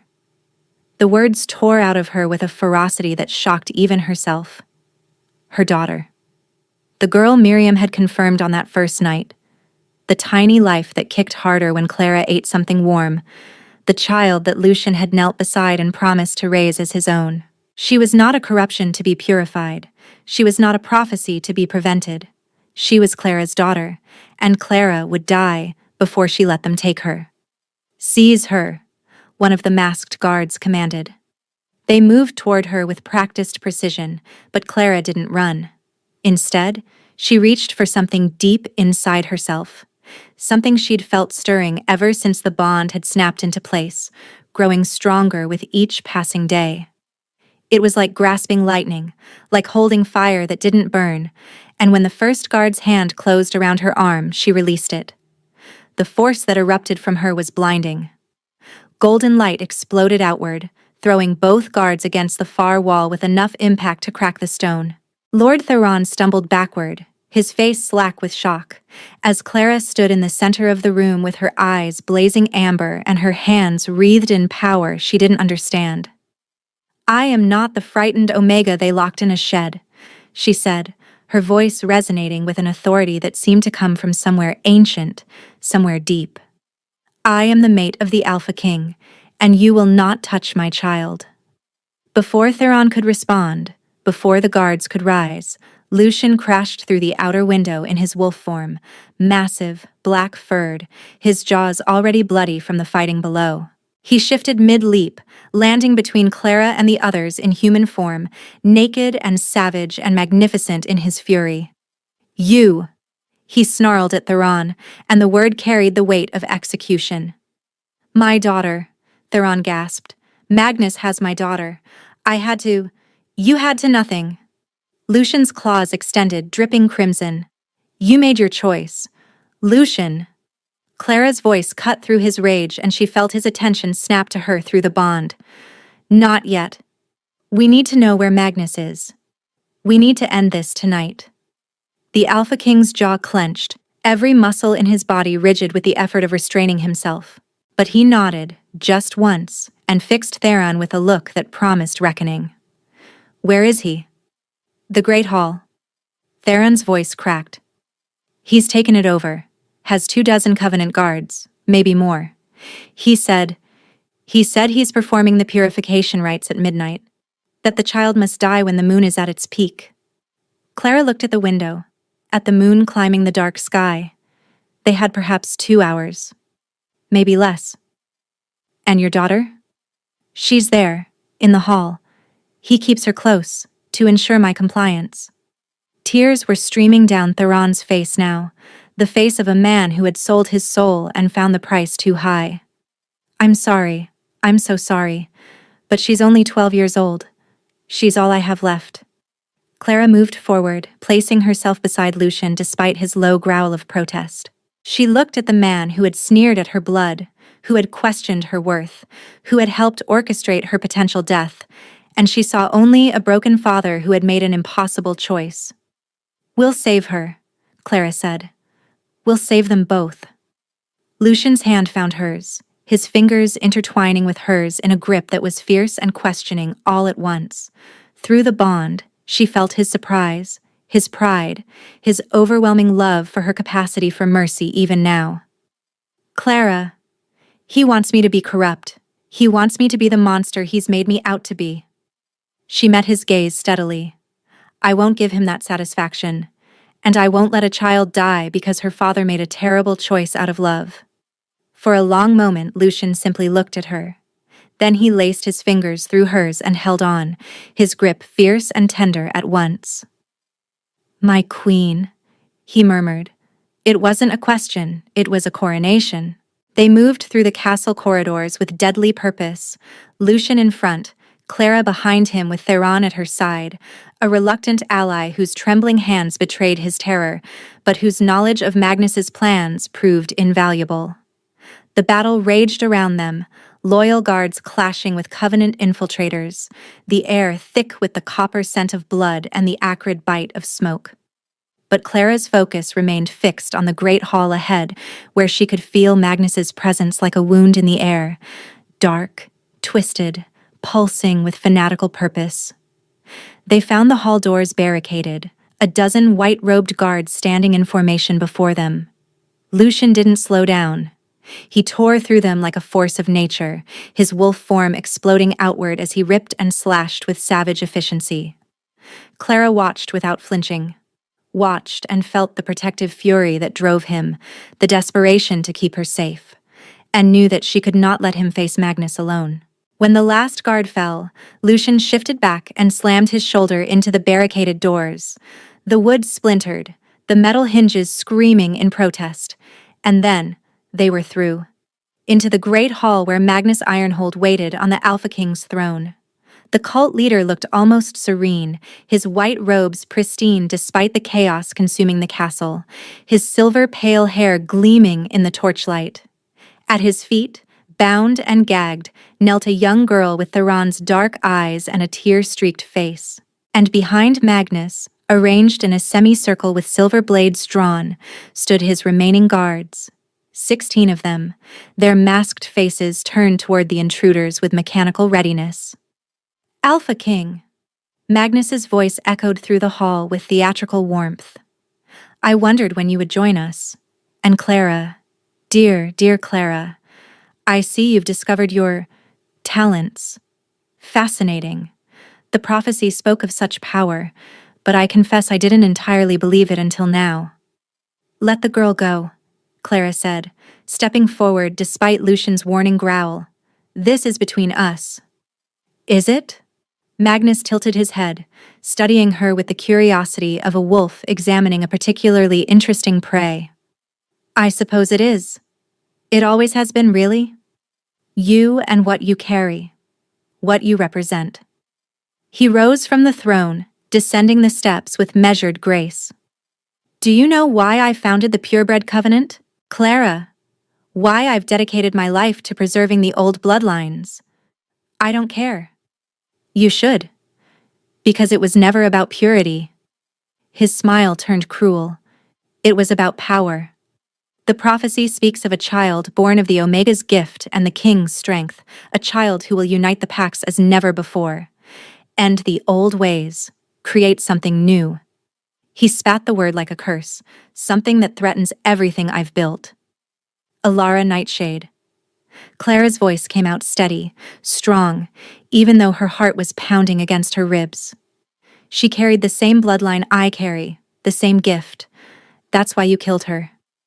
The silence that followed was absolute. Magnus's expression cracked, genuine shock splitting through his carefully constructed mask, and Clara pressed forward. I found the letters hidden in your envoy's library shelf, the ones you wrote to her before she disappeared. The ones where you begged her to end her pregnancy, to prevent the prophecy from coming to pass. Clara reached into her bodice, drawing out the papers she'd carried against her skin for 2 days, waiting for this moment.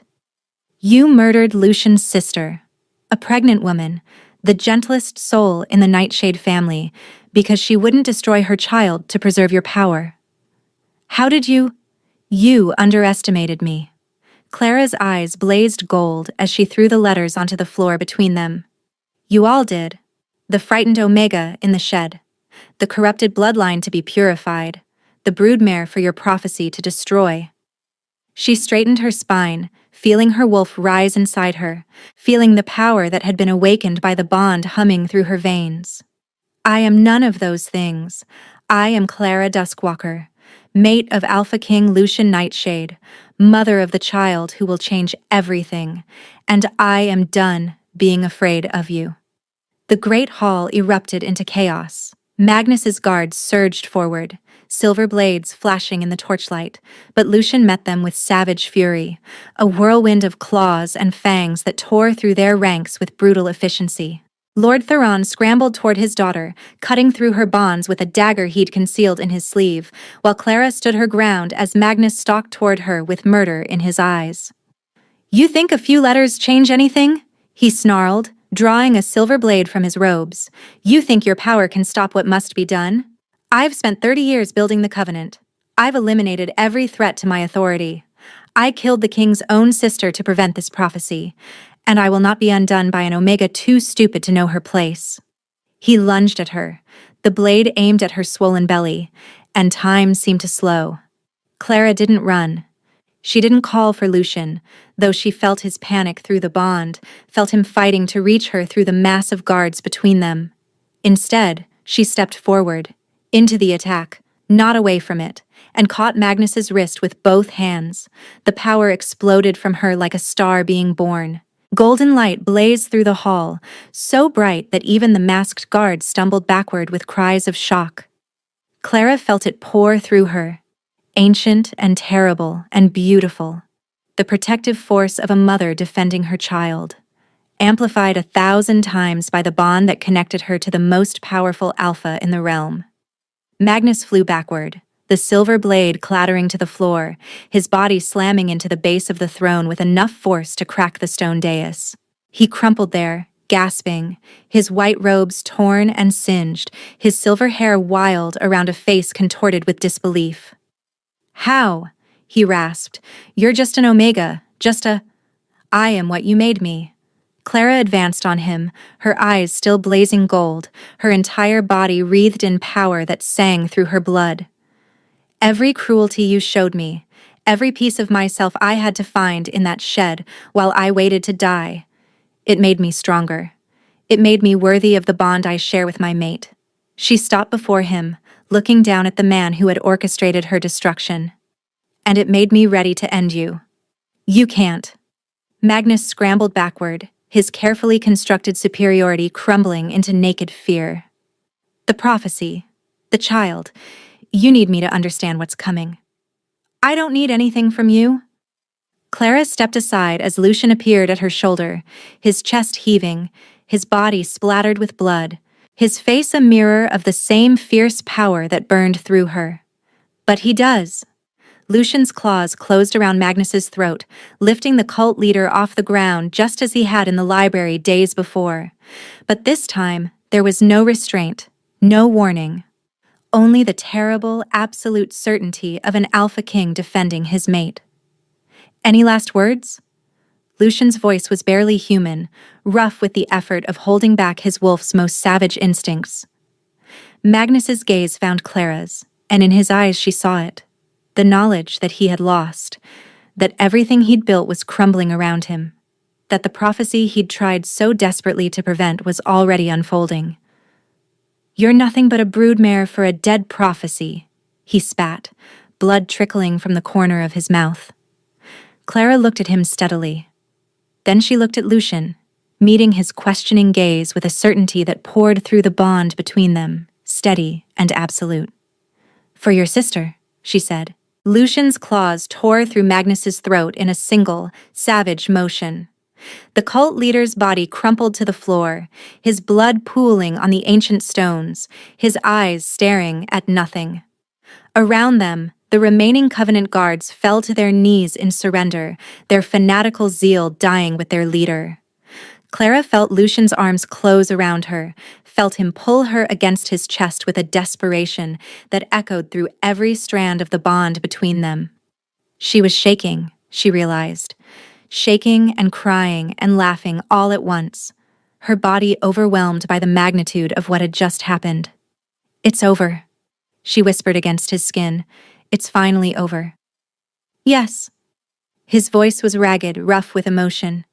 "It's over." The marking happened that night, in the quiet hours after the fighting had ended and the castle had begun to heal. They lay together in Lucian's chambers, the doors barred against all intrusion, the moonlight streaming through the windows to paint silver patterns on the bed. Clara's body still hummed with the power she'd unleashed, but now it felt different. Calmer, more controlled, settling into her bones like it belonged there.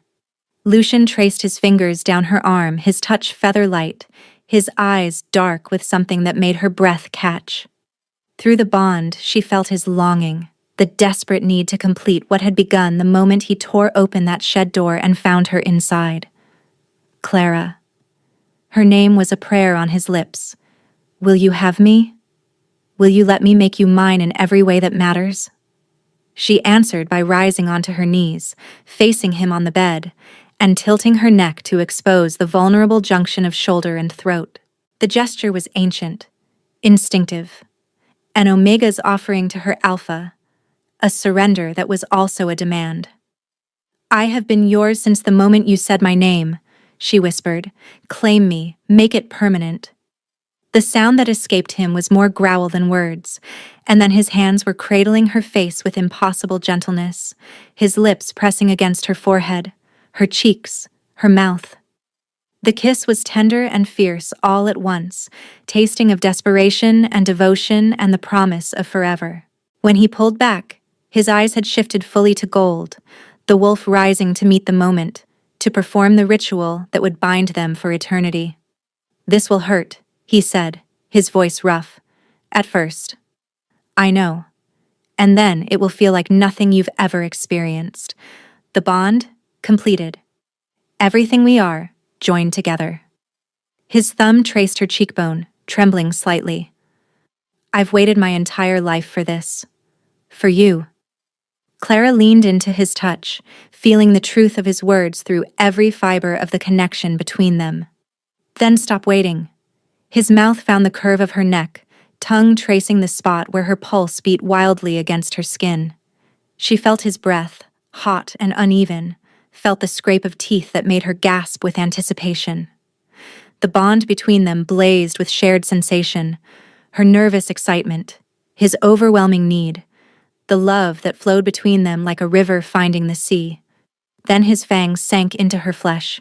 Pain lanced through her, sharp and bright, tearing a cry from her throat. But even as it registered, it began to transform, the agony melting into waves of pleasure so intense that her vision went white at the edges. She felt the bond surge and expand, felt Lucian's consciousness flooding into hers like warm honey, like coming home after a lifetime of wandering. She felt everything he felt. His awe at finding her, his fury at her suffering, his terror of losing her, his joy, pure, radiant, overwhelming joy, at claiming her as his own. Mine, he whispered through the bond, finally mine. Clara's hands found his shoulders, her nails digging into his skin as the pleasure crested higher and higher. But she wasn't finished. She wasn't complete. With strength she didn't know she possessed. She pulled him back, meeting his dazed, half-wild gaze with her own. Blood trickled down her shoulder, marking the claim he'd made, but she barely noticed. My turn, she breathed. His breath caught. In all the ancient texts, in all the traditional ceremonies, it was the Alpha who marked, never the Omega. But Clara saw the desperate hope in his eyes, felt through the bond how desperately he wanted to belong to her as completely as she now belonged to him. She rose up and kissed him, tasting her own blood on his lips. Then she moved to his neck, to the powerful column of his throat where his pulse hammered against her mouth. Mine, she growled, and her own fangs, longer and sharper than they'd ever been, changed by the bond and the power flowing through her, sank into his skin. Lucian's whole body shuddered, a sound escaping him that was half roar and half sob. Through the bond, Clara felt his pleasure, his shock, his overwhelming gratitude that she would claim him so completely. She felt him give himself over to her, this powerful, terrifying, beautiful king, offering himself to her, keeping with absolute trust. The bond between them blazed like a sun, completing itself at last. When she pulled back, licking the wound closed, they were both trembling. Lucian gathered her into his arms and pulled her down onto the bed, arranging them face to face with their legs tangled together and their hearts beating in perfect synchronization. Yours, he whispered, pressing his forehead to hers. Mine, she agreed, and heard the wonder in her own voice. Mate. The word was sacred between them, a vow and a blessing and a promise all at once. Mate. They held each other as the moon traced its path across the sky, as the bond settled into golden warmth that wrapped around them both. Clara felt complete for the first time in her life. Whole, treasured, powerful. Not an omega to be discarded. Not a corruption to be purified. A queen, claimed and claiming. A mother, protecting and protected. A mate, loved and loving. And as she drifted toward sleep in Lucian's arms, she knew that whatever came next, they would face it together. Clara woke the next morning to pale sunlight and the steady rhythm of Lucian's breathing beside her. And for one long, perfect moment, the world was nothing but warmth and the fading ache of the mark on her shoulder, and the quiet certainty of the bond humming between them. Then reality returned, as it always did. The weeks that followed were a blur of rebuilding, walls and trust alike. The Covenant's network crumbled faster than Magnus's body cooled. Without their leader's charisma holding the pieces together, his followers scattered or surrendered. Lucian's wolves hunted down the cells that refused to disband, dismantling supply caches and safe houses across 4 territories. Lord Theron, pardoned at Clara's insistence, proved his worth by identifying every Covenant contact he'd been forced to communicate with, each name another thread pulled from the tapestry of Magnus's influence. The coronation took place 3 weeks after the battle, on a morning so beautiful it seemed the realm itself was celebrating. Clara stood before the gathered packs, thousands of wolves from every territory, including the shame-faced remnants of her former pack, who had journeyed to the capital. She wore a gown of midnight blue silk, the color of Lucian's kingdom, with silver threading that caught the light like captured stars. The swell of her belly was proud rather than shameful, and her hand rested there as she accepted the crown from her mate's hands. I present to you Clara Nightshade. Lucian's voice rang across the assembly, thick with pride and love. Luna, queen of the realm, my mate, my equal, my heart. The wolves knelt. Every alpha, every beta, every omega. Even Lord Theron, whose daughter stood safe beside him. Even the former members of the purebred covenant who had renounced their vows. Clara looked out at the sea of bowed heads and felt tears prick her eyes. "Rise," she said, and her voice carried to every corner of the assembly. "Rise and know that under my reign, no wolf will be discarded for their blood. No Omega will be treated as lesser. No child will be threatened for what they might become." She met the eyes of her former packmates, saw the shame written there, and chose mercy over vengeance. "We are building something new, something better. And there is a place in it for all of you." In the crowd, near the back, she spotted Derek. He looked diminished, thinner, older, his eyes fixed on her swollen belly with an expression she couldn't quite read. Regret, maybe? Or the dawning realization of what he had thrown away. He had sent a letter the week before, delivered through official channels, stiff, formal, asking after the health of the child he'd abandoned. Clara had read it once, set it aside, and felt nothing. Not anger, not satisfaction. Just the quiet absence of someone who no longer mattered. He was the biological father of the daughter she carried, and that fact would always exist. But it was Lucian who had felt her first kick. Lucian who had promised to raise her. Lucian who would teach her to shift and hunt and rule. Derek was a footnote in a story that had moved on without him. The cheers that erupted shook the very foundations of the castle. The baby came 5 weeks later on a night of driving rain. Clara had been reading in bed when the first contraction seized her, a band of iron tightening around her middle that made her gasp and grip the edge of the mattress. Lucian was beside her in an instant, his face ashen, the unshakable Alpha King reduced to a man watching the woman he loved go to war with her own body. "Breathe," Miriam commanded, sweeping into the room with an authority that made even Lucian step back. "Both of you, she's early, but not dangerously so. The baby is ready." The hours that followed were the hardest of Clara's life. Harder than the shed, harder than the battle, harder than anything she had endured.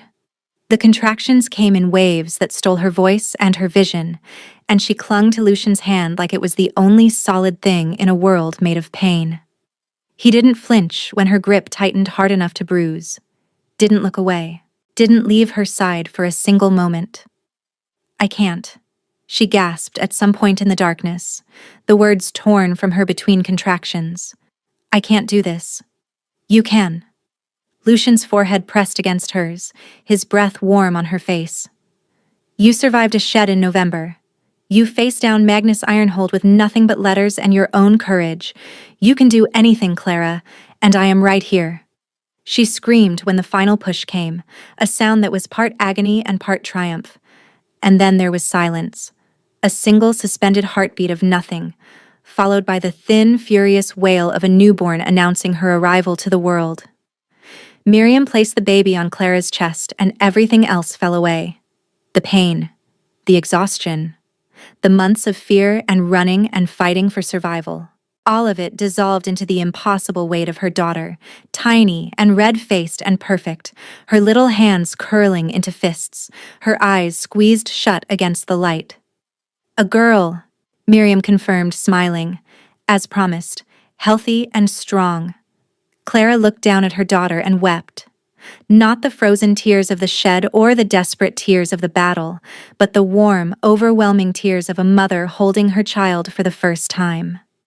Lucian's arm came around her shoulders, his cheek pressed against her hair, and through the bond she felt his awe, vast and wordless and humbling. "She's beautiful," he breathed. "Clara, she's—" He couldn't finish. The Alpha King, who had faced down armies and killed without hesitation, pressed his face into his mate's hair and wept alongside her.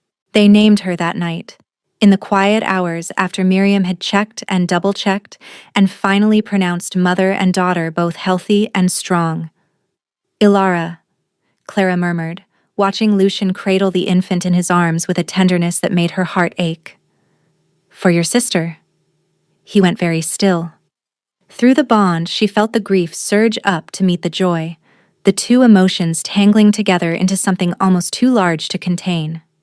Ilara, he repeated, and his voice broke on the second syllable. He looked down at the baby, at the dark hair already curling at her temples, at the tiny fingers wrapped around his thumb. And she watched him make a silent promise to the sister he had lost. "She would have loved you," he said softly. "She would have loved both of you." 1 week later, Clara slipped away from the evening celebrations and walked to the castle garden. The moonlight painted everything in silver and shadow, and she followed the familiar paths until she reached the corner where, in her nightmares, a rusted shed still stood. But there was no shed now. Only a garden bed filled with roses, deep red ones that Lucian had planted himself, in defiance of the darkness that had once dwelled in this place. "I thought I might find you here." She turned to see Lucian approaching, Ilara cradled against his chest, one broad hand supporting her entire back. The baby was awake, her eyes already showing the first hints of amber, blinking up at the moon. "She woke up," he said. "I think she was looking for you." Clara settled onto the garden bench, and he transferred their daughter to her arms with the same careful attention he gave to everything that mattered. Ilara's fist found Clara's finger and held on, and the surge of love that moved through her was so fierce it hurt. Clara looked down at her daughter, at the life she had nearly lost in a frozen shed, and marveled at the distance between that moment and this one. Not a place, not a pack that could cast her out or a shed that could contain her. Home was this, the warmth of her mate beside her, the weight of her daughter in her arms, the bond that connected them, golden and eternal, promising that she would never be alone again. In the distance, wolves began to howl, a celebration that echoed across the realm, announcing the dawn of a new era. Clara tilted her head back and added her voice to theirs, her wolf rising to meet the sound, with joy she had never imagined possible. And Lucian, his arm around his mate, his daughter safe between them, howled with her. Together. Always together. Forever.